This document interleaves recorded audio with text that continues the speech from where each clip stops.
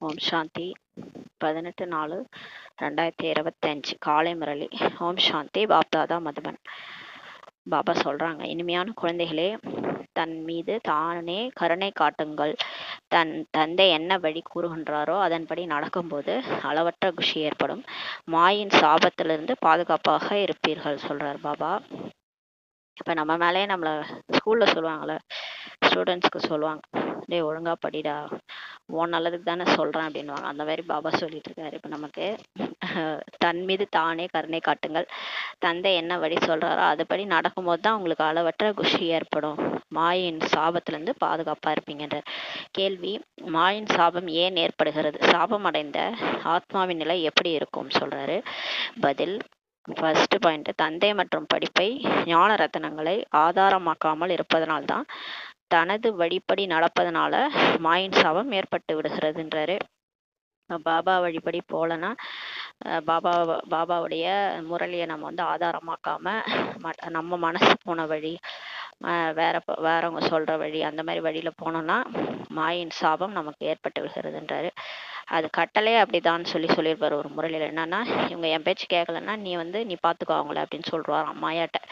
அந்த மாதிரி கட்டளையே இருக்கு அப்படின்னு சொல்லியிருக்காரு. 2வது பாயிண்ட், அசுர நடத்தை இருந்து தெய்வீக குணங்கள் தாரணை செய்யவில்லை எனில் தன் மீது கருணை கொள்ளவில்லை என்றுதான் பொருள் சொல்றாரு. இப்போ நம்ம அசுர நடத்தை பழைய மாதிரியே நம்மளோட அந்த 5 விகாரங்களுடைய நடத்தை இருந்து தெய்வீக குணங்களை நம்ம தாரணை செய்யலைன்னா நம்ம மேல நமக்கு கருணையே இல்லைன்னு அர்த்தம்ன்றாரு. புத்தி பூட்டப்பட்டு விடும். அவர்கள் தந்தையின் உள்ளத்திலே அமர முடியாதுன்னு சொல்றாரு.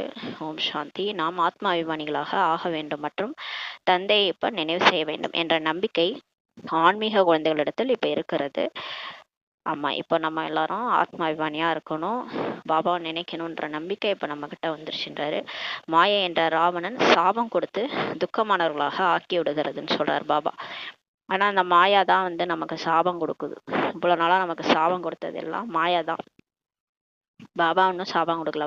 மாயா தான் நமக்கு சாபம் கொடுத்து இந்த மாதிரி துக்கமானவர்களாம் ஆக்கிடுச்சுன்றாரு. சாபம் என்ற வார்த்தையே துக்கம் தான் சொல்றாரு. நம்ம இந்த கலியுகத்துல வார்த்தைகள்லாம் கேள்விப்பட்டிருப்போம். அதெல்லாம் மாயாவோட வார்த்தைகள் தானே. நீ நல்லா இருப்பியா, நீ உருப்பிடுவியா, இப்படிலாம் நம்ம திட்டு வாங்கியிருப்போம். இதெல்லாம் மாயாவுடைய சாபம் தான். இந்த மாதிரி அந்த மாயாவோட சாபத்தினால்தான் நமக்கு துக்கமே வந்துச்சுன்னு சொல்றாரு. ஆஸ்தி என்ற வார்த்தை சுகமாகும். ஆனா அந்த சாபம்ன்றது அந்த வார்த்தை துக்கம்ன்றாரு. ஆஸ்தின்ற வார்த்தை சுகம் சொல்றாரு பாபா. அதனால ஆஸ்திக்கு ஆப்போசிட்டு சாபம் அப்படின்னு சொல்றாரு. அப்ப ஆஸ்தி இழக்கும் போதுதான் நமக்கு சாபம் வருது. எந்த குழந்தைகள் நேர்மையாகவும் கட்டளைப்படி நடக்கின்றவர்களாகவும் இருக்கிறார்களோ அவர்கள் நல்ல முறையில அறிவாங்க. யார் கட்டளைப்படி நடக்கவில்லையோ அவர்கள் குழந்தைகளே அல்லன்னு சொல்லி திட்டுறாரு. தன்னை என்ன வேண்டுமென்றாலும் நினைத்து கொள்ளட்டும் சொல்றாரு. ஆனால் தந்தையின் உள்ளத்தில் அமரவே முடியாது. அவங்கள பத்தியே நல்லா நினைச்சுக்கிட்டோம், ஆனாலும் என் மனசுல உட்கார முடியாதுன்னு சொல்றாரு பாபா. ஆஸ்தி அடைந்திட முடியாதுன்றாரு. அதாவது மன வழியில போறது, பாபா வழியில நடக்காம மன வழியில போனீங்கன்னா என் மனசுல உட்கார முடியாது, ஆஸ்தி அடைந்திட முடியாதுன்றாரு. யார் மாயை கூறும் வழிபடி நடக்கிறார்களோ மற்றும் தந்தையை நினைக்கவே இல்லையோ அவர்கள் மற்றவர்களுக்கு புரிய வைக்கவும் முடியாதுன்னு சொல்றாரு. இதுலதான் அவரு அந்த ட்விஸ்டே வச்சிருக்காரு. இதுலதான் ராஜ்யமே ஸ்தாபனை ஆகுது. இப்போ நம்ம ஒண்ணு ஃபாலோ பண்ணிட்டு நம்ம சொன்னாதான் அது மத்தவங்களுக்கு டச்சே ஆகும். இல்லை, அது வரைக்கும் டச்சே ஆகாது. நம்ம என்னதான் சொன்னாலும் அது எப்படி தெரியும்னா பண்டிதர் மாதிரி தான் இருக்கும். நம்ம எதுவுமே செய்யாம நம்ம மட்டும் வாயில சொல்லிட்டு இருந்தோம்னா அது நடக்காது. அதான் சொல்றாரு. நீங்க மாய வழியில போயிட்டு பாபாவை நினைக்கலன்னா நீங்க கண்டிப்பா சொல்றது மத்தவங்க புரிய வைக்கவே முடியாதுன்றாரு. அதாவது தனக்கு தானே சாபம் கொடுத்துக்கிறாங்கன்றாரு. மாயை மிகவும் சாமர்த்தியமானது என்பது குழந்தைகள் அறிவீர்கள். ஆனா நமக்கும் தெரியும் இந்த மாயா எப்பேற்பட்ட சாமர்த்தியமான நம்ம எப்படியெல்லாம் கவுக்கலான்ட்டு முயற்சி பண்ணோம். ஒருவேளை எல்லையற்ற தந்தை கூறுவதை ஏற்றுக்கொள்ளவில்லை எனில் மாயை கூறுவதை ஏற்றுக்கொள்கின்றனர் என்றுதான் பொருள் சொல்றாரு. அப்ப முரளி நமக்கு பிடிக்கல, முரளியை நம்ம சொல்றது இந்த சில பாயிண்ட்ஸ் எல்லாம் பிடிக்கல அப்படின்னா ஏற்றுக்கொள்ளலைனாலே நமக்கு தெரிஞ்சுக்கணும் நமக்கு மாயா சொல்றதை நமக்கு ஏத்துக்கிறாங்க அப்படின்னு சொல்லி பொருள்ன்றாரு. மாய்க்கு வசமாகி விடுறாங்க அப்படின்றாரு. சிலர் மாயைக்கு வசமாயிடுறாங்க. பிரபுவின் கட்டளையை தலை மீது வைத்து முக்கியம் கொடுத்து நடக்க வேண்டும்ன்றார் என்று கூறப்படுகிறது அல்லவா. அந்த மாதிரி சொல்லியிருக்கிறாங்களாம். பிரபுவின் கட்டளைய தலை மேல வச்சுக்கிட்டு நடக்கணும் அப்படின்னு சொல்லியிருக்காங்களாம். ஆக தந்தை கூறுகின்றார், குழந்தைகளே முயற்சி செய்து தந்தையை நினைவு செய்தால் மாயின் மடியிலிருந்து நீங்கி இப்ப பிரபுவின் மடியில் வந்து விடுவீர்கள்ன்றாரு. இப்ப முயற்சி பண்ணணும். அதனாலதான் பாபா சொல்றாரு, சித்தி வீடு மாதிரி கிடையாதுன்ட்டு. முயற்சி தான் பண்ணணும். முயற்சி பண்ணி பாபா நினைச்சாதான் அந்த மாயாவோட மடியில இருந்து நம்ம பிரபுவின் மடிக்கு போவீங்கன்றாரு. தந்தை புத்திசாலிக்கெல்லாம் புத்திசாலி ஆவார். தந்தை கூறுவதை ஏற்றுக்கொள்ளவில்லைனில் புத்தி பூட்டப்பட்டு விடுகிறதுன்றாரு. அவர் தான் வழி சொல்றாரு எப்படி தப்பிக்கணும்ட்டு. அவர் சொல்றதை கேட்கலன்னா புத்தி பூட்டுகின்றார். பூட்டை திறக்கக்கூடியவர் ஒரே ஒரு தந்தை தான் ஆவார். ஸ்ரீமத் படி நடக்கவில்லை எனில் அவர்களது நிலை என்ன ஆகும்னு சொல்லி கேட்கிறாரு. மாயின் வழிப்படி நடந்தால் எந்த பதவியும் அடைய முடியாது. கேட்கலாம், ஆனால் எந்த தாரணையும் செய்யவும் முடியாதுன்றாரு. செய்விக்கவும் முடியாதுன்றாரு. ஆக அவர்கள் என்ன நிலை அடைவாங்க? தந்தை ஏழை பங்காளன் ஆவார். மனிதர்கள் ஏழைகளுக்குத்தான் தானம் செய்கின்றனர். இப்போ ஏழைங்களுக்கு தானே போயிட்டு சாப்பாடு எல்லாம் வழங்குறாங்க மனுஷங்க. பாபாவும் ஏழை பங்காளன் தான். தந்தையும் எந்த அளவு எல்லையற்ற தானம் செய்கின்றார். அவர் கூட எவ்வளவு எல்லையற்ற தானம் செய்கிறார் நமக்கு. ஒருவேளை ஸ்ரீமத் படி நடக்கவில்லை எனில் புத்தி ஒரேடியாக பூட்டப்பட்டு விழுகிறதுன்னு சொல்றாரு. பிறகு என்ன பிராப்தி அடைவார்கள்? இப்போ நம்ம மெயினே ஸ்ரீமத் தான். ஸ்ரீமத் படி நடக்கலனாலே புத்தி போட்டு க்ளோஸ் ஆயிடும்ன்றாரு. அப்புறம் ஒரு பிராப்தியும் வராது அப்படின்றாரு. என்ன பிராப்தி அடைவார்கள்? ஸ்ரீமத் படி நடப்பவர்கள் தான் தந்தையின் குழந்தைகள் ஆவார்கள். தந்தை கருணை உள்ளமுடையவர் ஆவார். வெளியில் சென்றதும் மாயை முற்றிலும் அழித்துவிடும் என்பதை தந்தை புரிந்திருக்கின்றார். நம்ம வெளியே போனோம்னா கண்டிப்பா வெளியே மாயோட உலகம்தான். சென்ட்ரல்ல இருக்கிற வரைக்கும் இல்லை நம்ம முயற்சி பண்ணிட்டு இருக்கிற வரைக்கும் நம்ம பாபாவுடைய ஸ்ரீமத் படி அவருடைய அந்த வட்டுக்குள்ளார இருப்பான. வெளியே போனோம்னா மாயா நம்மளை முற்றிலும் அழிச்சிடும்ட்டு பாபா புரிஞ்சிருக்கிறார். யாராவது தற்கொலை செய்து கொள்கின்றனர் எனில் தன்னை தான் அழித்து கொள்கின்றனர். உதாரணம் சொல்றாரு. யாராவது தற்கொலை பண்ணிக்கிறாங்கன்னா அவங்களே அழிச்சுக்கிறாங்க. தந்தை புரிய வச்சு கொண்டே இருக்கின்றார். தன் மீது கருணை காட்டுங்கள். ஸ்ரீமத் படி நடங்கள். தன் மன வழிப்படி இப்ப நடக்காதீங்கன்றார். நம்ம மனசு சொன்னதை கூட கேட்காதீங்கன்றாரு. ஸ்ரீமத் படி நடக்கும் பொழுதுதான் குஷியின் அளவு அதிகரிக்கும்ன்றாரு. பாபா என்ன சொல்றாரோ அதுபடி நம்ம நடக்கும்போதுதான் குஷியின் அளவு அதிகரிக்கும். லட்சுமி நாராயணன் முகத்தை இப்ப பாருங்க, எவ்வளவு குஷியாக இருக்கிறாங்க. ஆக முயற்சி செய்து இவ்வாறு உயர்ந்த பதவி அடைய வேண்டும் அல்லவான்றாரு. தந்தை அழிவற்ற ஞான ரத்தினங்கள் கொடுக்கின்றார் எனில் அவைகளை ஏன் புறக்கணிக்க வேண்டும் சொல்றார். தட்டு நிறைய கொண்டு தங்கம் வைரம் கொடுக்குறாங்கன்னா அப்போ நம்ம வாங்காமலா இருப்போம்? இங்கே பாபா அதை தான் கொடுக்குறாரு. ஆனால் சூட்சமா கண்ணுக்கு தெரியாமல் கொடுக்குறாரு. அதை ஏன் புறக்கணிக்கணும்னு சொல்லி கேட்குறாரு. அழிவற்ற ஞான ரத்னங்களை கொடுக்குறாருன்னா ஏன் எடுத்து புறக்கணிக்கிறாங்க அப்படின்னு சொல்லி அவருக்கே புரிய மாட்டுது. அதான் கேட்குறாரு. ரத்தினங்களினால் பையை நிறைத்து கொள்ள வேண்டும் இல்லையா? இப்போ நான் உண்மையாக கொண்டு கொடுத்தா நம்ம என்ன பண்ணுவோம்? எல்லாத்தையும் அள்ளி பையில போட்டுக்கோம்ல. அது மாதிரி இப்போ அவர் சூட்சமாக கொடுத்துட்ருக்காரு. அதெல்லாம் வாரி நம்ம புத்தி என்ற பையில போட்டுக்கோங்கன்றாரு, நிறைச்சிக்கணும்ன்றாரு. கேட்கத்தான் செய்கிறீர்கள், ஆனால் பை நிறைவதே கிடையாதுன்றாரு. இருந்தாலும் பையில ஓட்டை இருந்தா என்ன ஆகும்? அப்படியே போட்டு கொட்டுறதெல்லாம் கீழே கொட்டிக்கலாம். அந்த மாதிரி புத்தியில ஓட்டை இருக்குது. இந்த மாதிரி நம்ம மனவழி பிறவழி போகும்போது நம்ம பையில நிறைய மாட்டுதுன்றாரு. ஏனெனில் தந்தையை நினைவு செய்வதே கிடையாது. பாபாவை நினைச்சாதான் யோகா இருக்கும் போதுதான் ஞான வாழ்ல கூர்மை வரும். யோகா இருக்கும் போதுதான் ஞான வாழ்ல கூர்மை வரும்னு சொல்றாங்க. பாபா சொல்றாரு. அதனால பாபாவை நினைக்காம அந்த ஞானத்தை பயனடைய முடியாது. அதனால சொல்றாரு, அசுர நடத்தையுடன் இருக்கிறீங்க. இப்ப அசுர நடத்தையோட நீங்க இருக்கிறீங்கன்றாரு. எதனாலனா நம்ம பாபாவை நினைக்கிறது இல்லை, அதனாலதான் அப்படியே இருக்கிறோன்றாரு. தந்தை அடிக்கடி புரிய வைத்து கொண்டே இருக்கிறாரு. தன் மீது இப்ப கருணை காட்டுங்க சொல்றாரு பாருங்க. ஸ்கூல்ல சொல்ற மாதிரி தான் சொல்றாரு. நீ என்ன நான் சொல்லுவேன், அதாவது உன் நல்லதுக்கு தானே சொல்றேன் அப்படின்னு நம்ம சொல்லுவோம் இல்லையா? பசங்களுக்கு சொல்லுவோம், உன் நல்லதுக்கு தானேப்பா சொல்றேன் அப்படின்னு. அந்த மாதிரி சொல்றாரு. தன் மீது கருணை காட்டுங்கள். தெய்வீக குணங்களை இப்ப தாரணை செய்யுங்கள் சொல்றாரு. இப்ப தெய்வீக குணங்களை தாரணை பண்ணாதான் நம்ம சொர்க்கத்துக்கு போக முடியும். அதனால சொல்றாரு. அது அசுர குடும்பமாகும். அதை தந்தை தேவதைகள் உலகமாக இப்ப ஆக்குகின்றார். இப்ப பாபா வராரு இந்த அசுர குடும்பத்தை தான் தேவதைகள் உலகமா ஆக்குகிறார். பரிஸ்தான் என்றால் சொர்க்கமாகுன்றார். மனிதர்கள் எவ்வளவு ஏமாற்றம் அடைந்து கொண்டே இருக்கிறாங்க. இப்ப சன்னியாசிகள் போன்றவரிடம் செல்கின்றனர். மனதிற்கு அமைதி கிடைக்கும்னு நினைக்கிறாங்க. பாபா கேட்கிறாரு, உண்மையில இந்த வார்த்தையை தவறா? அது என்ன இன்னொருத்தவங்கள்ட்ட போயிட்டு அமைதி வரும்னு நினைக்கிறீங்க அப்படின்னு கேட்கிறாரு. அதுவே தவறு. இதற்கு எந்த பொருளும் கிடையாது. அமைதி எங்க இருக்கு தெரியுமா? நமக்குள்ளதான் இருக்குன்றார். அமைதி ஆத்மாவிற்கு தான் தேவை அல்லவா? அமைதி ஆத்மா சுயம் அமைதி சுரூபமாக இருக்கிறது. அப்புறம் ஏன் அது வெளியே தேடி அலையணும்? ஆத்மாவிற்கு அமைதி எப்படி கிடைக்கும் என்று கூறுவது கிடையாது. அப்படி கேட்க மாட்டாங்க. ஆத்மாவுக்கு அமைதி வேணும், ஆத்மாவுக்கு அமைதி வேணும்னு கேட்க மாட்டாங்க. அவங்க என்ன கேட்பாங்கன்னா, என் மனசுக்கு அமைதி இல்லை அப்படிதான் சொல்லுவாங்க எல்லாரும். மனதிற்கு அமைதி எப்படி கிடைக்கும் என்றுதான் கேட்குறாங்க இல்லையா? எங்க போனேன், எங்கே நிம்மதி, மனசுக்கு நிம்மதி வேணும் அப்படிதான் சொல்லுவாங்க. ஆத்மாவுக்கு அமைதின்னு கேட்க மாட்டாங்க. ஏன்னா ஆத்மா சுயம் அமைதி சுரூபமாக சாந்தி சுரூபமாக இருக்குது இல்லையா? அதான் சொல்றேன். மனதிற்கு அமைதி எப்படி கிடைக்கும் என்றுதான் கேட்குறாங்க. இப்போது மனம் என்றால் என்ன, புத்தி என்றால் என்ன, ஆத்மா என்றால் என்ன என்று எதையுமே அறியவில்லை என்றார். என்னவெல்லாம் கூறுகின்றனர் மற்றும் செய்கின்றனரோ அவை அனைத்தும் பக்தி மார்க்கமாகின்றார் பாபா. நம்ம இது வரைக்கும் என்னெல்லாம் செஞ்சு வந்தோமோ, என்னெல்லாம் சொன்னோமோ, அது எல்லாமே பக்தி மார்க்கம்ன்றார். பக்தி மார்க்கத்தினர் ஏனில் கீழே இறங்கி இறங்கி தமோ பிரதானமாக ஆகிறாங்க. யாரிடத்திலாவது அதிக செல்வம் சொத்துக்கள் எல்லாம் இருக்கலாம், ஆனால் இருப்பது ராவண ராஜ்யம் அல்லவா? இருக்கிறது ராவண ராஜ்யம் தானே. அதனால என்ன பயன் இருக்குது? அதிக செல்வம் சொத்துலாம் இருக்கலாம், இருந்தாலும் என்ன பயன்? நிம்மதியா வாழ முடியாது இல்லை. இருக்கிறது ராவண ராஜ்யம் சொல்றாரு. குழந்தைகளாகிய நீங்கள் சித்திரங்களின் மூலம் புரிய வைக்கும் பயிற்சி மிகவும் நன்றாக செய்ய வேண்டும்ன்றார். தந்தை அனைத்து சென்டர்களிலும் இருக்கக்கூடிய குழந்தைகளுக்கு இப்ப புரிய வச்சு கொண்டேதான் இருக்கிறார். வரிசை கிரமம் அல்லவா? இப்ப எல்லாருக்கும் தான் சொல்லிட்டு இருக்கிறார். எங்கெங்க மூளை முடுக்குல இருக்கிறாங்களோ குழந்தைகள் எல்லாருக்கும் சொல்லிட்டு இருக்கிறார். ஏன்னா வரிசை கிரமமா இருக்கிறாங்க இல்லையா? சில குழந்தைகள் ராஜ்ய பதவி அடைவதற்கான முயற்சி செய்யவில்லை எனில் பிரஜைகளில் என்ன நிலை அடைவார்கள்னு சொல்லி கேட்கிறாரு. சேவையை செய்வது கிடையாது. நான் என்ன நிலை அடைவேன் என்று தன் மீது கருணையும் கொள்வது கிடையாது எனில் நாடகத்தில் இவர்களது பாகம், இவங்க பாட்டே அவ்வளவுதான் என்று புரிஞ்சு கொள்ள வேண்டும் சொல்றாரு. தனக்கு நன்மை செய்து கொள்ள வேண்டுமெனில் ஞானத்தின் கூடவே இப்ப யோகாவும் இருக்க வேண்டும். பாபா என்ன சொல்றேன்னா, முரளியே சில பேர் படிக்கிறது இல்லை, அது வேற விஷயம். ஆனா முரளி படிக்கிறோம், ஆனா இந்த யோகாவே இல்லைன்றாரு. இப்ப அதை தான் திட்டிட்டு இருக்கிறாரு. என்னை நினைக்கவே மாட்டீங்க, வெறும் முரளி மட்டும் படிச்சுட்டு இருக்கிறீங்கன்றாரு.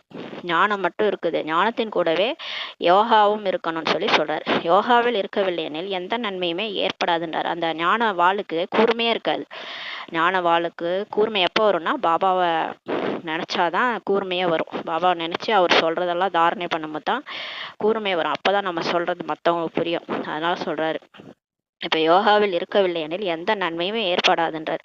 யோகா இன்றி பாவனமே ஆக முடியாது சொல்றார். தூய்மையே ஆக முடியாது. அப்புறம் எப்படி பழையபடியே இருப்போம் இல்லையா நம்ம? அதனால சொல்றார், ஞான பாடம் தனி, யோகா பாடம் தனின்றார். யோகாவில் பலர் பக்குவமற்று இப்ப இருக்கிறாங்க. நினைவு செய்வதற்கான அறிவே கிடையாதுன்றாரு. எப்படிலாம் திட்டுறாரு. ஆக நினைவு இல்லாமல் விகர்ம விநாசம் எப்படி ஆகுன்றார். இப்ப நினைவு பண்ணாம எப்படி பாவம் அழியும் அப்படின்னு கேக்குறாரு.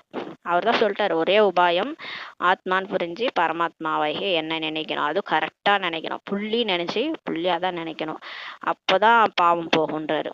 அப்ப நினைவே பண்ணலன்னா எப்படி போகும்? எப்படி பாவ கர்மெல்லாம் போகும்? பிறகு அதிக தண்டனை அடைய வேண்டியிருக்குன்றாரு. அதிக பச்சாதாபப்பட வேண்டியிருக்கும். அதாவது அந்த பிராப்தி குழுவை விட பச்சாதாப குழு தான் அதிகமா இருக்குமா அந்த தர்மராஜபுரியில. அந்த பச்சாதாப குழு தனியா ஒரு லைன் கியூவே நிக்குமா, அதுதான் வந்து அதிகமா இருக்குமா. அப்ப வந்து இப்ப நம்ம என்னென்னலாம் பண்றோமோ அதுக்கான பச்சாதாபம் அங்க போய் பட வேண்டியிருக்கோன்றார்.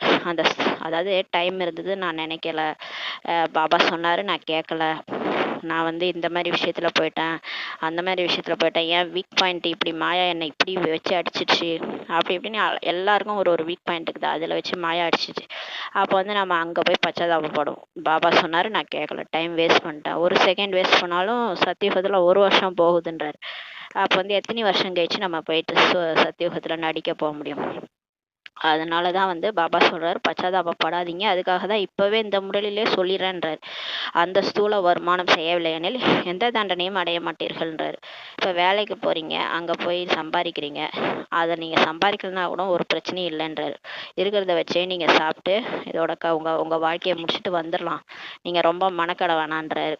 இருக்கிறத வச்சா இருந்தாலே போதும், உங்களுக்கு என்ன வேண்டுமோ நான் கொடுக்குறேன்றாரு. அவரே எல்லாத்தையும் படி அளக்குறாரு. அப்புறம் எதுக்கு நம்ம கவலை பண்ணணும்? அதுல எந்த தண்டனையும் வராது. தண்டனை எதுல வரும் தெரியுமா? இங்கு பாவங்களின் சுமைகள் தலை மீது அதிகம் இருக்குது, அதற்கு தான் அதிக தண்டனை அடைய வேண்டியிருக்கும்ன்றாரு. நீங்க சம்பாதிக்கலன்னா ஒன்றும் உங்களுக்கு தண்டனை வராது, ஆனா நீங்க பாவ சுமை வச்சிருக்கீங்க பாருங்க உங்க தலை மேல, அதனாலதான் அதிக தண்டனை அடைய வேண்டியிருக்கும்ன்றாரு. குழந்தையாக ஆன பின்பு அவர் சொல்படி நடக்கவில்லை எனில் அதிக தண்டனை அடைய வேண்டியிருக்கும்ன்றார். இப்போ நம்ம பிகே ஆயிட்டோம், பிகே ஆகலைன்னா பிரச்சனையே இல்லை. பிகே ஆகாம நான் பிகேவா இருந்தா கூட ஒரு பிரச்சனையும் இல்லை. பிகே ஆயிட்ட பிறகு அவர் பேச்சு கேட்கலன்னா அதிக தண்டனை அடைய வேண்டியிருக்கும். ஏன்னா அதான் கட்டளையே, மாயா கொடுத்த கட்டளையே அதான். அவங்க என் பேச்சை கேட்கலையா, அவங்கள வச்சு ஒரு வழி பண்ணிடுன்னு சொல்லிட்டாரு. அதனால அது வந்து கண்டிப்பா தண்டனை அடைய வேண்டியிருக்குன்றார். தந்தை கூறுகின்றார், தன் மீதே கருணை காட்டுங்கள் சொல்றாரு. இப்ப உங்க மீது உங்க கருணை காட்டுங்க. எத்தனை தடவை திரும்ப திரும்ப சொல்றாரு. யோகாவில் இருங்கள், இல்லையெனில் தன்னையே நாசமாக்கி கொள்வீர்கள் சொல்றாரு. எப்படி யாராவது மேல இருந்து கீழே குதிக்கிறாங்க இல்லையா, அந்த 5வது மாடியில இருந்து விழுவாங்க, சாகலான்னு விழுவாங்க, ஆனா சாக மாட்டாங்க. ஆனால் இறக்காமல் மருத்துவமனையில் இருக்கிறாங்கன்னா எவ்வளோ அது அது என்ன மாதிரி ஒரு பச்சாதாபம். சாவாம கை கால் உடஞ்சி போய் அந்த வழியில துடிப்பாங்க பாருங்களேன். அது வந்து அதான் சொல்றது. ஒரு செகண்ட்ல உயிர் போயிடும்னு நினைச்சு செத்துருப்பா, சாவலான்னு ஊந்திருப்பாங்க, கடைசியில பார்த்தா உயிர் போயிடுச்சிருவாங்க. அது எவ்வளவு பெரிய கொடுமை. அதான் சொல்றாரு. அதுல எனில் இறக்காமல் மருத்துவமனையில் இருக்கின்றனர் எனில் கதறி கொண்டே இருப்பாங்க இல்லையா. தன்னை ஏமாற்றி கொண்டனர் ஆனால் இறக்கவில்லை, பாக்கி என்ன வேலைக்கு இனிமேல் பயன்படுவாங்கன்னு சொல்றாரு. இங்கும் இவ்வாறு தான் இருக்கிறாங்கன்றார். அந்த உதாரணம் நமக்கு சொல்றாருங்க. நம்மளும் அந்த மாதிரி அந்த விக்ரமம் பண்றவங்களுக்கு சொல்றாரு. அந்த 5 விகாரத்துல போறவங்களுக்கு இந்த மாதிரிலாம் ஆயிடுதுன்றாரு. மிகவும் உயர்ந்த நிலைக்கு செல்ல வேண்டும், ஸ்ரீமத் படி நடக்கவில்லை எனில் கீழே விழுந்து விடுவீர்கள் சொல்றாரு. இப்போ உயர்ந்த நிலைக்கு போகணும். நம்ம வந்து மலை மேல ஏறுற பயணம். இப்ப ஸ்ரீமத்துல ஏதாவது ஒண்ணு விட்டுட்டோம்னு வச்சுக்கோங்களேன், மலையில இருந்து கீழே விழறதுக்கு சமம். மலையில இருந்து கீழே வந்தா என்ன ஆகும், எலும்பு கூட மிஞ்சாது. ஸ்ரீமத் படி ஏதாவது ஒண்ணு மிஸ் ஆயிடுச்சுன்னா நம்ம மலை மேல இருந்து கீழே விழறதுக்கு சமம்ன்றார்.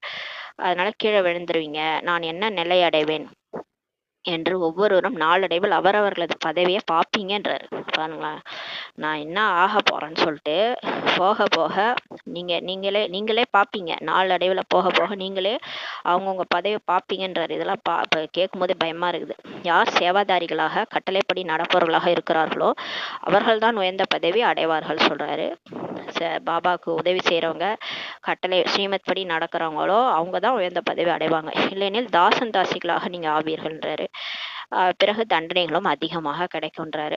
அந்த நேரத்தில் இருவருமே தர்மராஜராக ஆகிடுவர் சொல்றாரு பாபா. பிரம்மா பாபா சிவபாபா 2 பேருமே காதுல கூட வாங்க மாட்டாங்க போல இருக்குது. நம்ம என்னதான் கத்தனாலும் தர்மராஜா ஆயிடுவாங்க போல இருக்குது. இப்பதான் வந்து அப்பா அப்படியே ஆசிரியர் சத்குருவா வந்து கொஞ்சறாங்கல்ல இனிமையான குழந்தைகளின், அப்பெல்லாம் கண்டுக்கவே மாட்டாங்க போல.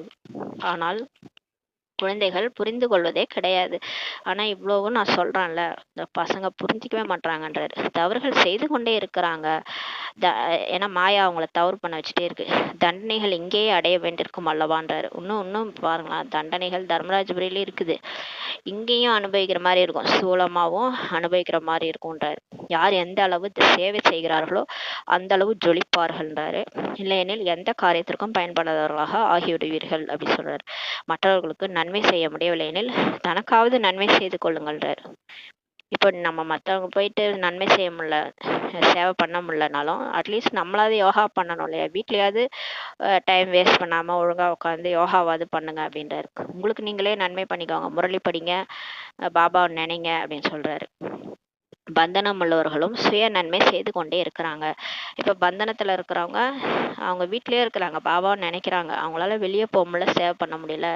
ஏன்னா பந்தனம், குழந்தை குட்டி அப்படின்ட்டு பந்தனத்துல இருக்கிறதுனால அவங்க வந்து ஆனா வீட்லயே வந்து அவங்களுக்கு நன்மை பண்ணிக்கிறாங்க, அதுவே போதுன்றாரு. பாபாவை நினைக்கிறாங்க, ஆத்மாவில் இருக்கிற பாவத்தை அழிச்சுக்கிறாங்க, அப்ப அவங்களுக்கு நன்மை செஞ்சுக்கிறாங்கல்ல, அது பரவாயில்லன்றாரு. இருப்பினும் எச்சரிக்கையாக இருங்கள் என்று தந்தை கூறுகிறார். இருந்தாலும் அந்த 5 விகாரத்துல போகாம இருங்கன்றாரு. வீட்டுல இருந்தாலும் 5 விகாரத்துல மாட்டிக்காம இருங்க, எச்சரிக்கையாக இருங்கன்ட்டு பாபா சொல்றாரு. பெயர் உருவத்தில் மாட்டிக்கொண்டால் மாயை அதிகம் ஏமாற்றி விடுன்றாரு. இப்ப ஏதோ ஒரு இன்னாரு இவங்க அப்படின்ட்டு அந்த பேர உருவத்துல மாட்டிக்கிட்டோம்னா மாயா நம்ம அவங்கள வச்சே செஞ்சிடும். எந்த ரூபத்துல மாற்றமோ அவங்கள வச்சு அந்த ரூபத்திலேயே நம்மளை வச்சு செஞ்சிடும், அதிகம் நம்மளை ஏமாத்திடுன்றார். பாபா இன்னாரை பார்த்ததும் எனக்கு கெட்ட எண்ணங்கள் வருகின்றன என்று சொல்றாங்க. தந்தை புரிய வைக்கிறார். கர்மேந்திரியங்கள் மூலம் ஒருபோதும் கெட்ட காரியமே இப்ப செய்யக்கூடாது. மனசுல வரும், ஆனா கர்மேந்திரியங்கள் மூலம் செஞ்சிடக்கூடாது. அசுத்த மனிதன், அதாவது நடத்தை சரியில்லாதவராக இருந்தால் அவரை சென்டருக்கே வரவே விடக்கூடாது சொன்னார்ல. போக போக வந்து ரொம்ப கட்டளைப்படிதான் நடக்கும். மதுபன் கூட விட மாட்டாங்க அப்படின்லாம் சொன்னார்ல, ரொம்ப ஸ்ட்ரிக்ட் ஆயிடும். அந்த மாதிரி இப்பவே சொல்றாரு பாருங்க. அசுத்த மனிதன் அதாவது நடத்தை சரியில்லாதவராக இருந்தால் அவங்கள சென்டர் கூட வரவே விடக்கூடாதுன்றாரு. பள்ளியில் யாராவது தீய வழியில் நடந்தால் அதிக அடி வாங்க வேண்டியிருக்கும் சொல்றாரு. ஸ்கூல்ல கூட அப்படிதானே, யாராவது சரியில்லைன்னா அடிப்பாங்க, நாங்களாம் உததான் விடும். ஆசிரியர் அனைவரின் முன்பும் இவர் இவ்வாறு நடந்து கொண்டார்னு சொல்லி அசிங்கப்படுத்திடுவாங்க. எல்லாரும் எதிர்க்கு நிக்க வச்சு அசிங்கப்படுத்துவாங்க. அதனால் இவரை பள்ளியிலேருந்து நீக்கி விடுகிறோம்ட்டு ஒரு டிசிப்ளின் கமிட்டி ஒன்று வச்சிருப்பாங்க. வச்சு ஸ்கூல்ல விட்டு துரத்திடுவாங்க. ஒரு வாரம் சஸ்பெண்ட் பண்ணுவாங்க, இல்லை அதோட அமுச்சு விட்ருவாங்க. அது மாதிரிலாம் சொல்லுவாங்க என்று கூறுவார். உங்களது சென்டர்களிலும் இவ்வாறு அசுத்த பார்வையுடன் வருகின்றனர் என்றால் அவர்களை வெளியேற்றி விட வேண்டும் சொல்றார். அந்த தேகத்தை பார்க்கறது, அந்த மாதிரி அசுத்த பார்வையோட வராங்கன்னா அவங்களெல்லாம் உள்ள விடாதீங்கன்றார். ஒருபோதும் கெட்ட பார்வை இருக்கக்கூடாது என்று தந்தை கூறுகின்றார். சேவை செய்யவில்லை, தந்தையை நினைவு செய்யவில்லை எனில் அவசியம் ஏதாவது அசுத்தம் இருக்கிறது என்று அர்த்தம்ன்றார். யார் நன்றாக சேவை செய்கிறார்களோ அவர்களது பெயரும் வெளிப்பட்டுவிடும். சிறிது சங்கல்பம் வந்தது, பார்வை கெட்டது எனில் மாயை யுத்தம் செய்கிறது என்று புரிஞ்சு கொள்ளுங்கள்ன்றாரு. கொஞ்சம் எண்ணம் கூட வருது, ஏதோ பார்வை கெடுது, தேக உணர்வுல வருதுன்னா அப்ப தெரிஞ்சுக்கோங்க உங்களுக்குள்ளார மாயா இருக்குது. மாயா யுத்தம் பண்ணுதுன்ட்டு புரிஞ்சுக்கோங்க. முற்றிலும் விட்டு விட வேண்டும்ன்றார். இப்ப சுத்தமா அந்த தேகாபிமான பாடி கான்சியஸே வரக்கூடாதுன்றார். வந்த மாயா இழுத்து பிடிச்சி உள்ள போட்டுரும். அதனால முற்றிலும் விட்டுடணும்ன்றார். இல்லையெனில் அதிகரித்து விடும், அப்புறம் நோய் அதிகமாயிரும்ன்றாரு. கொஞ்சம் வந்தாலும் நோய் அந்த தேகாபிமானம் அதிகரிச்சிரும். ஏதாவது ஒரு 5ல் எதுலையாவது மாட்டிக்குவோம். காமம், கோபம், பற்று, ஆசை, அகங்காரத்துல ஏதாவது ஒண்ணுல மாட்டிக்குவோம். பிறகு நஷ்டப்படுத்தி விடும் சொல்றாரு. அப்புறம் நம்ம தேகாபிமானத்துல நம்மளை நஷ்டப்படுத்திடும். தந்தையை நினைவு செய்து கொண்டே இருந்தால் பாதுகாப்பாக இருப்பீங்க. ஆனா எப்ப நம்மளால பாதுகாப்பா இருக்க முடியும்னா ப்ரொடெக்ஷன் நமக்கு போட்டுக்கணும். நம்ம எப்பயுமே சிவசக்தி இணைந்த சுரூபமா இருக்கணும். பாபா நினைச்சிட்டே இருக்கும்போது பாதுகாப்பா இருப்பீங்க. பாபா அனைத்து குழந்தைகளுக்கும் எச்சரிக்கை இப்ப செய்யறாரு, கவனமா இருங்க. நம்ம எல்லாருக்கும் தான், யாரும் இப்ப பர்ஃபெக்ட் ஆகல இல்லையா, சம்பூர்ணம் ஆகல. அது வரைக்கும் மாயா நம்மளோட போரிடும். அதனாலதான் சொல்றாரு, எச்சரிக்கையா இருங்க, கவனமா இருங்க. ஏன்னா இது மலை மேல ஏற பயணம். ஒரு அடி தவறுனாலும் கீழே வந்தா சுக்குநூறா உடஞ்சிரும். அதான் சொல்றாரு, ஒருபோதும் தனது குலத்தின் பேரை இப்ப கெடுத்து விடாதீர்கள்ன்றாரு. சிலர் கந்தர்வ திருமணம் செய்து கொண்டே ஒன்றாக சேர்ந்து இருக்கிறாங்க எனில் பேரை எவ்வளவு வெளிப்படுத்துறாங்க. நிறைய பிகேஸ் கந்தர்வ திருமணம் பண்ணினோம், ஒன்னா ஒத்துமையா இருந்தாலும் ஒன்னா இருந்தாலும் தூய்மையா வாழறாங்க. தூய்மையா பாபாவோட பேரை வெளிப்படுத்துறாங்க. சிலர் அசுத்தமாகவும் ஆயிடுறாங்க. சிலர் கந்தர்வ திருமணம் தான் பண்றாங்க, ஆனா அசுத்தமாகவும் ஆயிடுறாங்கன்றார். இங்கு நீங்கள் தன்னை சத்கதி அடைய செய்வதற்காக வந்திருக்கிறீங்க தவிர கெட்ட கதி அடைய செய்வதற்காகவே அல்லன்றார். இங்க நம்ம சென்டருக்கு வரதே எதுக்காக வந்திருக்கிறோம்? நல்லது பண்ணிக்கு தான் வந்திருக்கிறோம், நல்ல நன்மை அடைய தான் வந்திருக்கிறோம், சத்கதி அடைய வந்திருக்கோம். இங்க நம்ம கேட்ட தாழ்ந்த நிலை அடையலாமா அப்படின்னு சொல்லி கேட்கிறாரு. அதனால அவருக்கு பேர் கெட்ட பேர் ஆயிடுது இல்லையா. கெட்டதிலும் கெட்டது காமம் தான் சொல்றாரு. பிறகுதான் கோபம். தந்தையிடம் ஆஸ்தி அடைவதற்காக தான் வருகின்றனர், ஆனால் மாயை யுத்தம் செய்து சாபம் கொடுத்து விடுகிறதுன்றாரு. பிறகு முற்றிலும் விழுந்துடுறாங்க. ஆனா பாபாட்ட வர்றதுக்கே ஆஸ்தி அடைய தான் வராங்க குழந்தைகள். இருந்தாலும் இந்த மாயா தான் இந்த மாதிரி அவங்களோட யுத்தம் பண்ணி சாபம் கொடுத்துருது. அப்புறம் ஃபுல்லா விழுந்துடுறாங்க. அதாவது தனக்கு தானே சாபம் கொடுத்து கொள்கின்றனர். அந்த பஸ்மாசுரம்னா ஏதோ அவன் தலையிலே அவன் கையை வச்சுட்டு எரிஞ்சிருவாங்க மாதிரி, சிவன் தலையில கையை வச்சு போயிட்டு கடைசியில அவன் தலையிலே கையை வச்சுக்குவான்னுவாங்க. அந்த மாதிரி வரம் கொடுத்தவன் தலையிலே இவர் கையை வைக்க போவாராம். அந்த மாதிரி தன்னைத்தானே அழிச்சுக்கிறாங்கன்றார் பாபா. தனக்கு தானே சாபம் கொடுத்துக்கிறாங்க. ஆக மிகவும் எச்சரிக்கையுடன் இப்ப இருக்க வேண்டும் என்று தந்தை புரிய வைக்கின்றார். யாராவது இவ்வாறு வந்தால் அவர்களை அனுப்பி வைத்து விட வேண்டும்ன்றாரு. இந்த மாதிரி யாராவது வராங்கன்னா நீங்க பார்த்து நாடி பார்த்து புரிஞ்சுக்கோங்க. எந்த சேவையும் செய்யறதில்ல, முரளியும் படிக்கிறது இல்ல, சும்மா வேடிக்கை பார்க்கறது, இருக்கிறவங்களையும் டிஸ்டர்ப் பண்றது, பேசிட்டே இருக்கிறது, அந்த மாதிரி யாரா இருந்தாங்கன்னா அமுச்சு விட்டுருங்க. கெட்ட பார்வை இருக்குது அப்படின்னா அமுச்சு விட்டுருங்க. அமிர்தம் குடிக்க வந்தனர், பிறகு வெளியில் சென்று அசுரனாகி அசுத்தமாகி விடுகின்றனர் என்று காண்பிக்கின்றனர் அல்லவா. அவர்களால் பிறகு இந்த ஞானமே சொல்ல முடியாதுன்றாரு. பூட்டப்பட்டு விடுகிறது. தனது சுய சேவைக்கு தயாராக இப்ப இருக்க வேண்டும் என்று தந்தை கூறுகின்றார். தந்தையின் நினைவில் இருந்து கடைசியில் வீட்டுக்கு சென்று விட வேண்டும். இது நல்லா இருக்கு இந்த பாயிண்ட். பாபா நினைச்சு கடைசியா பரந்தாமத்துக்கு நம்ம போயிடணும். இரவு பயணிகளை களைப்படையாதீர்கள் என்ற பாட்டும் இருக்கிறது அல்லவா சொல்றாரு. இப்ப நமக்கு சொல்றாரு, இரவு பயணிகளே, இப்பதான் இந்த கலியுக இரவு இருள்ல நம்ம பயணம் பண்ணிட்டு இருக்கிறோம், களைப்படையாதீங்க, இன்னும் கொஞ்ச நேரம் தான், அதோ வந்துருச்சு பகல் அப்படின்ட்டு ஒரு பாட்டு ஓடுது. ஆத்மா வீட்டிற்கு செல்ல வேண்டும். ஆத்மா தான் வழிபோக்கனாக இப்ப இருக்கிறது. நம்ம வழிபோக்கனா இருக்கிறோம். ஆத்மாவுக்கு தான் தினமும் இப்ப புரிய வைக்கப்படுகிறதுன்றாரு. இப்ப நம்ம உடம்புக்கா சொல்லிட்டு இருக்கிறாரு, ஆத்மாவுக்கு தான் சொல்லிட்டு இருக்காரு, நமக்கு தான் சொல்லிட்டு இருக்காரு. இப்போது சாந்திதாமம் செல்லும் வழிபோக்கனாக இருக்கின்றாய். ஆக இப்போது தந்தை, வீட்டை மற்றும் ஆசையை நினைவு செய்து கொண்டே இருங்கள் சொல்றாரு. எதிலும் மாயை ஏமாற்றி விடவில்லை தானே. நான் எனது தந்தையை நினைவு செய்கிறேனா என்று தன்னை பார்க்க வேண்டும்ன்றாரு. இப்ப மாயா எதுலையாவது என்னை ஏமாத்துதா? இப்ப சுயத்தை நம்மளை நாமே பார்க்கணும். நான் எதுல வீக் பாயிண்ட்ல இருக்கேன், மற்றவங்கள பார்க்க வேணாம். அவங்க என்ன முறையிலே படிக்க மாட்டாங்க, அவங்க என்ன சென்டருக்கே வர மாட்டாங்க, யாரையுமே பார்க்க வேணாம். நம்ம வந்து நம்மளை மட்டும் பார்த்துக்கோம். நம்ம என்னன்னா, நம்மளை மாயா எதுலையாவது ஏமாத்திருதா, நான் பாபா ஒழுங்கா நினைவு செய்றேனா அப்படின்னு தன்னைத்தானே பார்க்க வேண்டும்ன்றாரு. ஒவ்வொருத்தவங்களும் அவங்கவுங்கள பார்த்துக்கிட்டா எவ்வளோ நல்லா இருக்கும். எல்லாரும் மாறிடுவோம் இல்லையா. உயர்ந்தெல்லும் உயர்ந்த தந்தையின் பக்கம்தான் இப்ப பார்வை இருக்க வேண்டும் சொல்றாரு. இப்ப நம்ம பாபா மட்டும்தான் பார்க்கணும். இதுதான் மிகவும் உயர்ந்த முயற்சி ஆகுன்றார். ஆனா இது ரொம்ப கஷ்டம். பாபா மட்டும் பார்க்கணுன்றது அதை மறந்து போயிடுவார். அவர் நினைவு நழுவி போயிடுது. தந்தை கூறுகின்றார், குழந்தைகளே கெட்ட பார்வையை விட்டு விடுங்கள் சொல்றாரு. தேக அபிமானம் என்றால் கெட்ட பார்வையாகும், ஆத்மா அபிமானி என்றால் சுத்த பார்வையாகுன்றார். ஆக குழந்தைகளின் பார்வை தந்தையின் பக்கம் இப்ப இருக்க வேண்டும். ஆசி மிகவும் உயர்ந்தது ஆகும். உலக சக்கரவர்த்தி குறைந்த விஷயமா என்ன? சும்மா ஒரு கலெக்டர் ஆகணும், ஒரு டவுனுக்கு ஒரு கலெக்டர் ஆகணும்னாலே பெரிய ரொம்ப கஷ்டப்படணும்னு நினைக்கணும். உலகத்துக்கே சக்கரவர்த்தினா சும்மாவா? அதான் கேக்குறாரு. ஆஸ்தி மிகவும் உயர்ந்தது.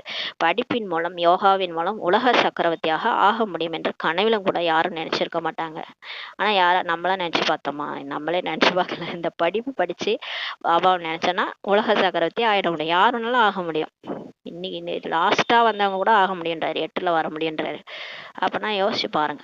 அப்பனா படிப்பு படிச்சா போதும், யோகா பண்ணா போதும், நம்மளால உலக சக்கரவர்த்தி ஆக முடியும்ட்டு நினைச்சு கூட பார்க்கல யாரும். கனவுல கூட நினைச்சு பார்க்கலன்றார். படித்து உயர்ந்த பதவி அடையும் பொழுது தந்தையும் குஷி அடையவார் இல்லையா. அவரும் தான் நல்லா நம்ம படிச்சு நம்ம உயர்ந்த பதவி அடைஞ்சா லௌகிக தந்தையே குஷி அடைவாரு.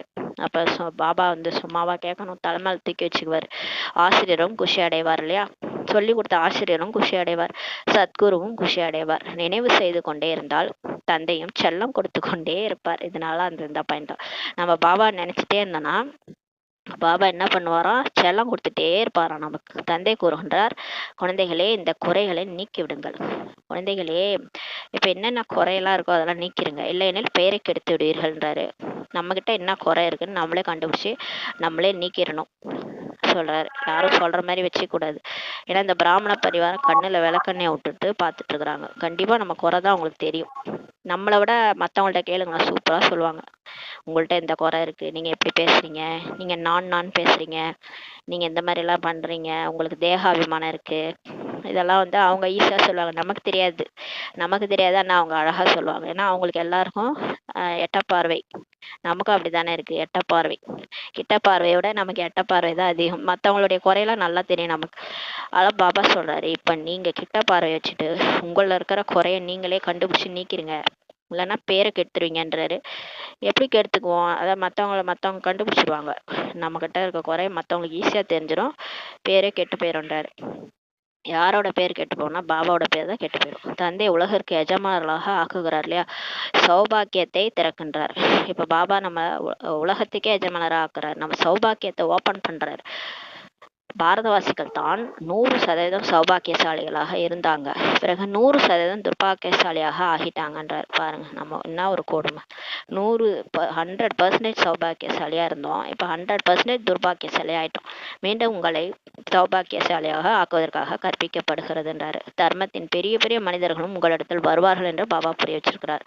ஏற்கனவே சொல்லியிருக்கிறாரு, இந்த தர்ம சாபகர்கள் எல்லாம், இந்த புத்தர், இயேசு, இவங்கெல்லாம் வேற வேற வேடத்துல இருக்கிறாங்க. கண்டிப்பா இங்கதான் வருவாங்க, இங்கதான் வந்து நம்மகிட்ட தான் ஞானம் எடுப்பாங்கன்னு சொல்றாரு. வெறும்னே அந்த ஆத்மா பரமாத்மா ஞானம் எடுப்பாங்க. ஃபுல் ஞானம் எடுத்தாங்கனாலும் அவங்க அந்த யார் அதிகமா பாபா நினைக்கிறாங்களோ அவங்க வந்து அந்த தர்மத்துல பெரிய ஆளாயிடுவாங்கன்னு சொல்றாரு. யோகா கற்றுக்கொண்டு செல்வார்கள். இங்க வந்து நம்ம ராஜயோகம் கத்துட்டு போவாங்க. ராஜயோகமே சிவன் வந்து இங்க மட்டும் தான் சொல்லி கொடுக்குறாரு. இங்க வந்து நம்ம மூலமா தான் அவங்களும் கத்துட்டு போவாங்கன்னு சொல்றாரு. மியூசியத்தில் வரும் சுற்றுலா பயணிகளுக்கும் நீங்கள் புரிய வைக்க முடியும்ன்றாரு. இப்போது சொர்க்கத்தின் கதவு திறக்கப்பட இருக்கிறது, இதெல்லாம் நீங்க மியூசியத்துல சொல்லி புரிய வைங்க. மரம் பற்றி புரிய வைங்கள்ன்றாரு. மரத்தை பத்தியும் புரிய வைங்க. இந்த சிஷி சக்கரம் மரம், நீங்கள் இந்த காலகட்டத்தில் வர்றீங்க, அவங்களுக்கு சொல்லுங்க இந்த மரத்துல எந்த தர்மம் எந்த இடத்துல வருது, 2500 வருஷம் கழிச்சுன்னா இந்த தர்மம் இந்த இடத்துல வருது, அதெல்லாம் சொல்லி புரிய வைங்க. நீ உங்க தர்மம் இந்த டைம்ல தான் வரீங்க அப்படிலாம் சொல்லிங்க, அவங்களே புரிஞ்சுக்குவாங்கன்றார். பாரதவாசிகளின் பாகம் இந்த குறிப்பிட்ட நேரத்தில் இருக்கிறது. நீங்கள் இந்த ஞானம் கேட்கிறீர்கள், பிறகு தங்களது தேசத்திற்கு சென்று கூறுங்கள்.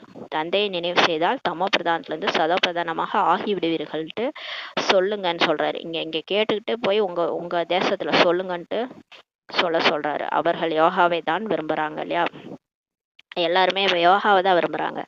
அடயோகிகள் சன்னியாசிகள் அவர்களுக்கு யோகா கற்பிக்க முடியாதுன்றாரு. அடயோகிகள்லாம் அவங்களுக்கு இந்த ராஜயோகம் தெரியாது, அவங்களுக்கு ஹடயோகம் தான் தெரியும். இந்த யோகத்தை யாராலையும் கற்பிக்க முடியாது. உங்களது இயக்கமும் வெளியில் செல்லும்ன்றாரு. புரிய வைப்பதற்கு மிகுந்த யுக்தி தேவைன்றாரு. தர்மத்தின் பெரிய பெரிய தலைவர்கள் வந்தே ஆகணும்ன்றாரு, வெளியே வருவாங்கன்றார். தர்மத்தின் பெரிய பெரிய தலைவர்கள், உங்களிடமிருந்து ஒரே ஒருவர் நல்ல முறையில் இந்த ஞானம் எடுத்து சென்றால் போதும், ஒருவரின் மூலம் பலர் புரிஞ்சு கொள்வாங்கன்னு சொல்றாரு பாபா. ஒருத்தவங்கள்ட்ட இந்த ஞானத்தை எடுத்துட்டு போனாலே ஒருத்தவங்க மூலமா நிறைய பேருக்கு போயிடும்ன்றாரு. ஒருவரின் புத்தியில் வந்து விட்டால் பிறகு செய்தித்தாள் போன்றவர்களில் வெளியிடுவார்கள். ஒருத்தவங்களுக்கு வந்துருச்சுன்னா கூட அவங்க வந்து நியூஸ் பேப்பர்ல போட்டுருவாங்கன்றார். இதுவும் நாடகத்தில் பதிவாயிருக்கிறது. இதெல்லாம் நடக்கும்ன்றார். அப்ப புரிய வைக்கிறது யாரோட கடமை? நம்ம தானே புரிய வைக்கணும், நம்ம ரெடி ஆகணும்ல. அதுக்கு தான் இப்படி சொல்லிட்டு இருக்கிறாரு. இல்லையெனில் தந்தையை நினைவு செய்ய எப்படி கற்றுக்கொள்ள முடியும் சொல்றாரு. இல்லைன்னா யார் சொல்லி கொடுப்பாங்க? பாபாவை நினைக்கிறதுக்கு எப்படி கற்றுக்கொள்ள முடியுன்றாரு. தந்தையின் அறிமுகம் அனைவருக்கும் இப்ப கிடைக்க வேண்டும். இப்ப எல்லாருக்கும் பாபா யாருன்னு சொல்லணும், நம்ம தான் சொல்லணும். அவங்களுக்கு அறிமுகம் கிடைக்கணும்ன்றாரு. யாராவது வெளிப்படுவாங்கன்னு சொல்றாரு. கண்டிப்பா யாராவது வெளிப்படுவாங்க. கண்காட்சி கூடத்தில் மியூசியத்துல மிக பழமையான பொருட்களை பார்க்க போகிறாங்க இல்லையா, இங்கு உங்களது பழைய ஞானத்தை கேட்பார்கள். பலர் வருவார்கள். அதில் சிலர் நல்ல முறையில் புரிஞ்சுக்குவாங்க. இங்கிருந்து தான் திருஷ்டி அடைவாங்க அல்லது இயக்கம் வெளியில் செல்லும் சொல்றாரு. தந்தையை நினைவு செய்தால் நீங்கள் உங்களது தர்மத்தில் உயர்ந்த பதவி அடைவீர்கள் என்று நீங்கள் கூறுவீர்கள். இப்ப பாபாவை நினைச்சா அவங்கவுங்க அந்த தர்மத்துல அவங்க வந்து அதிக பதவி அடைவாங்கன்னு சொல்லி நம்ம சொல்லுவோன்றாரு. இதெல்லாம் வந்து அந்தந்த தர்மத்துல இப்ப யாரு அதிகமா நினைக்கிறாங்களோ அந்த தர்மத்துல, இப்ப புத்தர் அதிகமா வேற வேற ஒரு வேற ஒரு உடம்புல இருப்பார் அவரு. அவர் வந்து இங்க ஞானத்தை கேட்டு அவர் அதிகமா பாபாவை நினைப்பார். அப்ப அவர் புத்தர் ஆயிடுவார். அவர் அந்த உயர்ந்த பதவி அடைவார். அது மாதிரி இயேசு வருவாரு. இயேசு வேற வேடத்துல வேற பேர் ரூபத்துல இருப்பார். அவர் வந்து பாபாவை நினைப்பாரு. அதிகமா அவர் நினைக்கும் போது அவர் அந்த அந்த தர்மத்துல அவர் அதிக உயர்ந்த பதவி அடைவார். அதெல்லாம் நம்ம வந்து நமக்கு சொல்றாரு. இதெல்லாம் நீங்க சொல்வீங்கன்னு சொல்லி சொல்றாரு. மறுபிறப்பு எடுத்து அனைவரும் கீழான நிலைக்கு இப்ப வந்துட்டீங்க. கீழான நிலை என்றால் தமோ பிரதானம் ஆவதாகும். தந்தையை நினைவு செய்யுங்கள் என்று போப் போன்றவர்கள் கூறலாம் முடியாது இல்லையா. வெளியில இருக்கிறவங்க தர்மசாபகர்கள் மற்றவங்க யாருக்குமே வந்து மற்ற தர்மத்தில் இருக்கிறவங்களுக்கு தந்தை யாருன்னே தெரியாது. அப்புறம் தந்தையை நினைவு செய்யுங்கன்னு அவங்க எப்படி சொல்லுவாங்க? அதனால அவங்களால சொல்ல முடியாது. தந்தையை அறியவே இல்லை இல்லையா. உங்களிடத்தில் மிக நல்ல நாணம் இப்ப இருக்கிறது. சித்திரங்களும் மிக அழகாக உருவாக்கப்பட்டு கொண்டிருக்கிறது. அழகான பொருட்களாக இருந்தால் மியூசியம் மேலும் அழகாக ஆகிருன்றாரு. அது மாதிரிலாம் அழகழகா உருவாக்க சொல்றாரு. பார்ப்பதற்கு பலர் வருவார்கள். எவ்வளவு பெரிய சித்திரமாக இருக்குமோ அவ்வளவு நல்ல முறையில் புரிய வைக்க முடியும். இப்ப இந்த சிருஷ்டி சக்கரம், ஏணிப்படி இதெல்லாம் பெருசா செஞ்சு வச்சா சூப்பரா புரிய வைக்கலான்றாரு. நான் இவ்வாறு புரிய வைக்க வேண்டும் என்ற ஆர்வம் வேற இருக்கணும் இல்லையா. நமக்கும் ஆர்வம் உள்ளார இருக்கணும். அப்பதான் புரிய வைக்க முடியும். நாம் பிராமணர்களாக ஆகியிருக்கிறோம். ஆக எந்த அளவு சேவை செய்கிறோமோ அந்த அளவுக்கு மரியாதை கிடைக்கும் என்று உங்களது புத்தியில் இருக்க வேண்டும்ன்றார். இங்கும் மரியாதை அங்கும் மரியாதை நமக்கு கிடைக்கும். அதாவது நம்ம சேவை செஞ்சோம்னா நமக்கு இங்கேயும் மரியாதை கிடைக்கும், கலியுகத்திலையும் சொர்க்கத்திலையும் மரியாதை கிடைக்கும். நீங்கள் பூஜைக்குரியவர்களாக ஆகிவிடுவீர்கள். இந்த ஈஸ்வரிய ஞானம் தாரணை செய்ய வேண்டும்ன்றார். புத்தியில தாரணை செய்யணும். சேவைக்காக ஓடிக்கொண்டே இருங்கள் என்று தந்தை கூறுகிறார். தந்தை சேவைக்காக எங்கு அனுப்பினாலும் இதில் நன்மை தான் இருக்கிறதுன்றாரு. பாபா நம்மளை அனுப்புறாரு அப்படின்னா அதுல நன்மை தான் இருக்குன்றாரு. முழு நாளும் புத்தியில் சேவைக்கான சிந்தனைகள் ஓடிக்கொண்டே இருக்கணும்ன்றாரு. அயல்நாட்டினர்களுக்கும் தந்தையின் அறிமுகம் இப்ப கொடுக்க வேண்டும். மிக அன்பான தந்தையை நினைவு செய்யுங்கள். எந்த தேகதாரிகளையும் குருவாக ஆக்கி கொள்ளாதீர்கள் சொல்றாரு. இப்ப பாபா மட்டும் நினைங்க, வேற எந்த தேகதாரையும் குருவாக ஆக்கிக்காதீங்க. அனைவருக்கும் சத்கதி கொடுக்கும் வள்ளல் அந்த ஒரே ஒரு தந்தை தான் ஆவார். இப்பொழுது ஒட்டுமொத்தமாக மரணம் எதிரில் இருக்கிறது. ஹோல்சேல் மரணம். ஏற்கனவே கொரோனா வந்ததுல அப்ப சொன்னார். அது மாதிரி இப்ப ஒட்டுமொத்தமாக மரணம் எதிரில் இருக்கிறது. மொத்த வியாபாரம் மற்றும் சில்லறை வியாபாரம் என்று இருக்கிறது அல்லவா. மொத்த வியாபாரம் சில்லறை வியாபாரம் இருக்குது இல்லையா, அந்த மாதிரி தந்தை வந்து இப்போ மொத்த வியாபாரியாகி ஆஸ்தியும் மொத்தமாக தான் கொடுக்குறாரு நமக்கு. மொத்தமாக ஹோல்சேலாக வந்து கொடுக்குறாரு. வாங்குறதுனா வாங்கிக்கங்கன்றாரு. ஹோல்சேலாக வாங்கிக்கிறீங்களா இல்லை சில்லறையாக வாங்கிக்கிறீங்களான்னு கேட்குறாரு. அவர் ஆஸ்தி மொத்தமாக கொடுக்குறாரு, இப்பயே வாங்கிக்கங்கன்றாரு. இப்பயே வாங்கி வச்சுக்கோ, இப்போதானே கிடைக்குது, அதனால இப்பயே பாபா நினச்சி இப்பயே எல்லாத்தையும் வாங்கி வச்சுக்க வேண்டியதுதான். 21 பிறவிகளுக்கு உலக ராஜ்யத்தை எடுத்துக்கொள்ளுங்கள்ன்றாரு. நான் அவர் ஒரு பிறவி 2 பிறவிக்கு இல்லை, அவர் 21 பிறவிக்கு இப்போ ஒட்டுமொத்தமாக ஒரு பிறவிக்கும் இருக்க இடம், அது என்ன தங்கம் மாளிகை வைர வைடூரியம் அப்படியே நிறைஞ்ச ஒரு மாளிகை, அப்புறம் வந்து சாப்பாடு 36 வகை உணவு, ட்ரெஸ்ஸு, அது போட்ட ட்ரெஸ்ஸே திரும்ப போட மாட்டாங்க லட்சுமி நாராயண், எல்லாமே கொடுக்குறாரு. அது எத்தனை பர்த்துக்கு? 21 பர்த்துக்கு உட்காந்து சாப்பிட்லாம், வேலையெல்லாம் செய்ய தேவையில்ல. அந்த மாதிரி இப்போவே கொடுக்குறாரு. இந்த ஒரு பிறவிக்கும் அதே தான் கொடுக்குறாரு. நீ என் வேலையை செய், நான் அவன் வேலையை வந்து செய்கிறேன்றாரு. நம்ம அவர் வேலையை செஞ்சால் போதும், அவர் நம்மளோட வேலையெல்லாம் பார்த்துக்கிறேன்றாரு. அதனால இப்போ 21 பிறவிக்கு உலக ராஜ்யத்தை எடுத்துக்கங்கன்றார். முக்கியமான சித்திரங்கள் திருமூர்த்தி, சக்கரம், ஏணி, விராட ரூப சித்திரங்களாகுன்றாரு.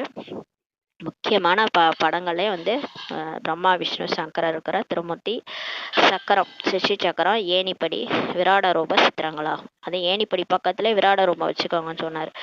மேலும் கீதையின் பகவான் யார் என்று இப்போ கேட்க சொல்றாரு. இந்த சித்திரம் மிகவும் முதல் தரம் வாய்ந்ததாக இருக்கிறது இல்லையா, இதில் தந்தையின் மகிமை முழுமையாக இருக்கிறது. தந்தை தான் கிருஷ்ணரை இவ்வாறு ஆக்கியிருக்கிறார் இல்லையா. இந்த கிருஷ்ணர் எப்படி இப்படி ஆனார்?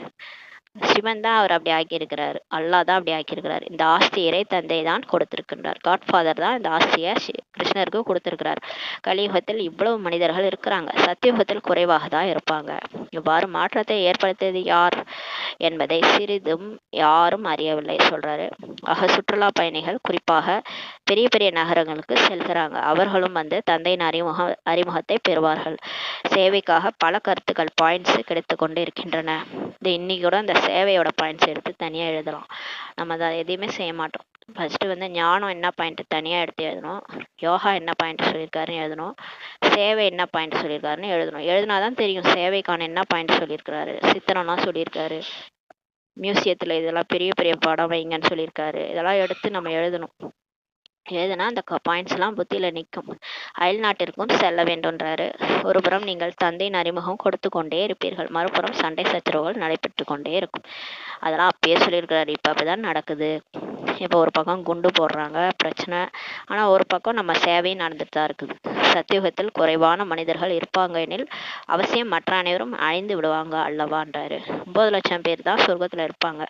அப்போ இந்த 800 கோடி 1000 கோடி பேர் இருக்கிறாங்க, அவங்களாம் என்ன ஆவாங்கன்னா எல்லாரும் அழிஞ்சிருவாங்கன்னு சொல்றாரு. விநாசத்துல உலக சரித்திர பூகோளம் மீண்டும் இப்போ நடைபெறும்ன்றாரு. எது நடந்து முடிந்ததோ அது மீண்டும் நடைபெறும், ஆனால் மற்றவர்களுக்கு புரிய வைப்பதற்கும் அறிவு தேவை சொல்றாரு. நல்லது. இனிமேல் இனிய தேடி கண்டெடுக்கப்பட்ட செல்ல குழந்தைகளுக்கு தாய் தந்தையமான தாதாவின் அன்பு நினைவுகள் மற்றும் காலை வணக்கம். ஆன்மீக குழந்தைகளுக்கு ஆன்மீக தாய் தந்தை நமஸ்தே. நம் ஆன்மீக குழந்தைகள் ஆன்மீக தாய் தந்தைக்கு நமஸ்தே நமஸ்தே நமஸ்தே.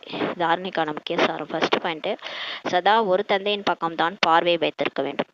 ஆத்ம அபிமானி ஆவதற்கான முயற்சி செய்து மாயின் ஏமாற்றத்திலிருந்து பாதுகாப்பாக இருக்க வேண்டும். ஒருபொழுதும் கெட்ட பார்வையினால் தனது குலத்தின் பெயரை கெடுத்துவிடக் கூடாது. 2வது பாயிண்ட், ஓடோடி சேவை செய்து கொண்டே இருக்க வேண்டும். சேவாதாரி மற்றும் கட்டளைப்படி நடப்பவர்களாக ஆக வேண்டும். தனக்கும் மற்றவர்களுக்கும் நன்மை செய்ய வேண்டும். எந்த கெட்ட நடத்தையும் இருக்கக்கூடாது. இந்த கெட்ட நடத்தையும் நம்ம கிட்ட இருக்கக்கூடாது. வரதானம், முற்றுப்புள்ளியின் நிலையின் மூலம் ஃபுல் ஸ்டாப் வைக்கிற நிலையின் மூலம் இயற்கையின் குழப்பங்களை நிறுத்தக்கூடிய மாஸ்டர் இயற்கையின் அதிகாரி ஆகுக. இயற்கை மூலமா குழப்பங்கள் வரும்னு இருக்கிறாரு. அதெல்லாம் நிறுத்தணும்னா ஃபுல் ஸ்டாப் வைக்கணும். அந்த மாதிரி இருக்கக்கூடிய மாஸ்டர் இயற்கையின் அதிகாரி ஆகுகன்ற வரதானம் கொடுக்குறாரு.